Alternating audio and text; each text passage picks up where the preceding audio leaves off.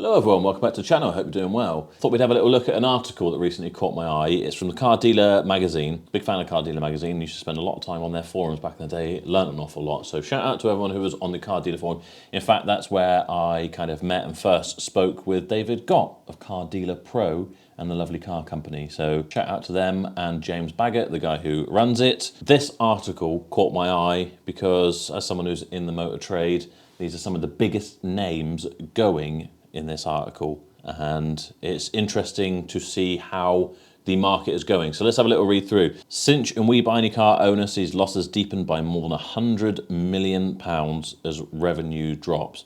So this is the Constellation Automotive Group who owns Cinch, Webuyanycar, Marshall and BCA, the biggest auction house in the country. Last year they made an £800,000 loss after tax and their revenue fell by 16%. The article says its newly published accounts show that it made a pre-tax loss of £140.7 million for the year that ended April 2, 2023 versus being £34.3 million in the black the year before, in profit, not in negative. That was on revenue that slipped from 8.315 billion to 6.961 billion, a drop of 16%, revenue being the turnover, the amount of business they've actually done, how much money they've actually taken, regardless of how much they've spent out. Once income tax was taken into account, however, the Hook headquartered business made an £800,000 loss the previous year, and the post-tax deficit has deepened to 103.9 million.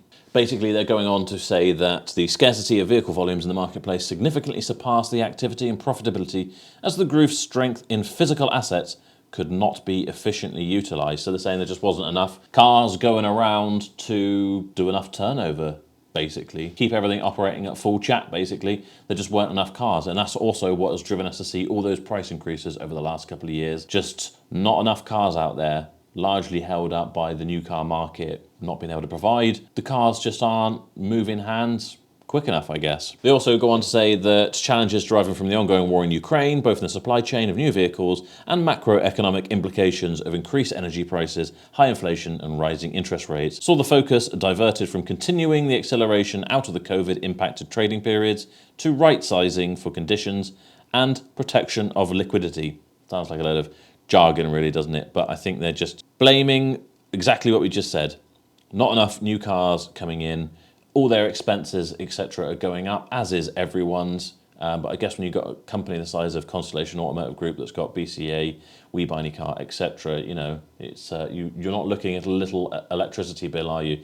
You've got thousands of buildings that are all being powered, etc. It has a massive knock-on effect. That said, you have to say over the last couple of years, they've cut back, I would have thought, quite a lot of their operational expenses due to the fact that there are no physical auctions with BCA anymore, and everything is kind of a click and collect service. Everything is done online. There's no one there having to drive the cars through the auction hall as you're bidding on them. So you would have thought that would have saved them some money, but in fact, when you look at it, all these systems they've now set up, it almost seems like they've got more staff there than they ever did.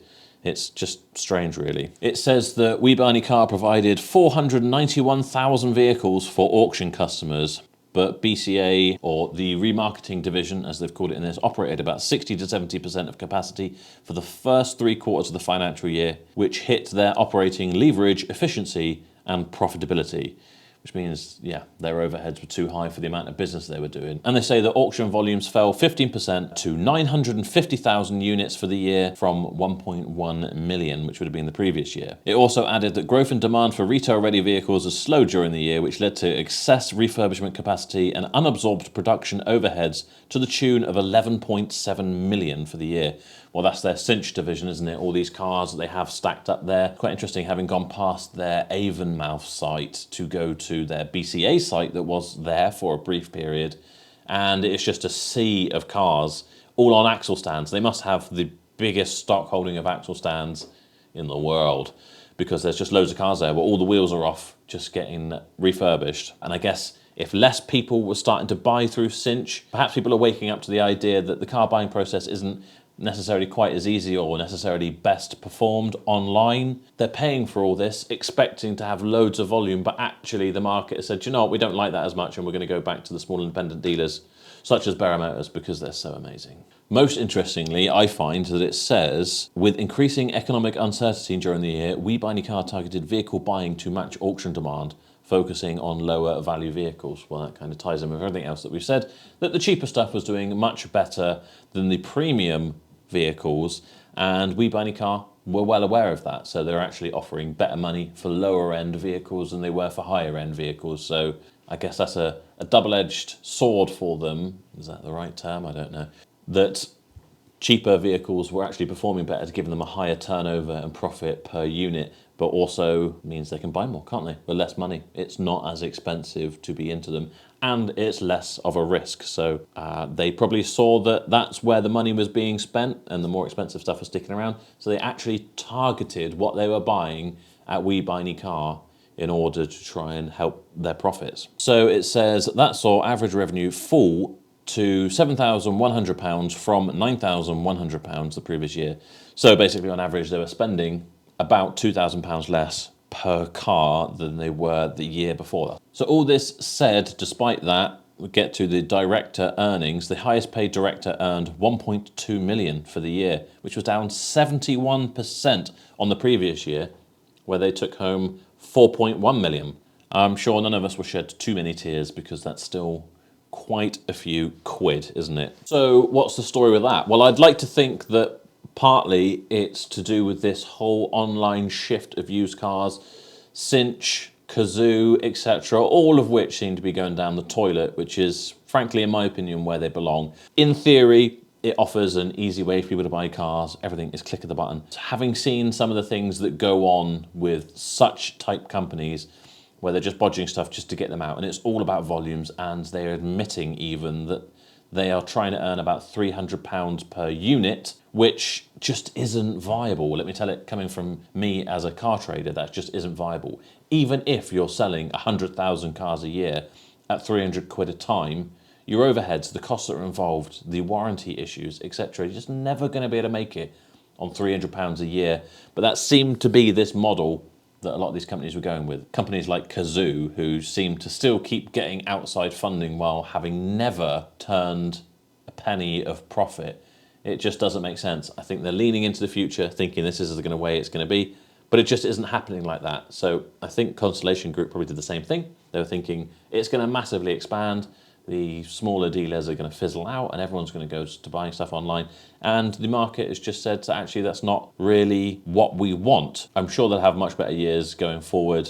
Obviously, they're doing amazingly well anyway. But I just find it very interesting to see what's happening with these trends in the used car market. Interestingly as well, it said that they sold their Rockingham car park site, which is the old Rockingham racetrack. They sold that for 22.9 million.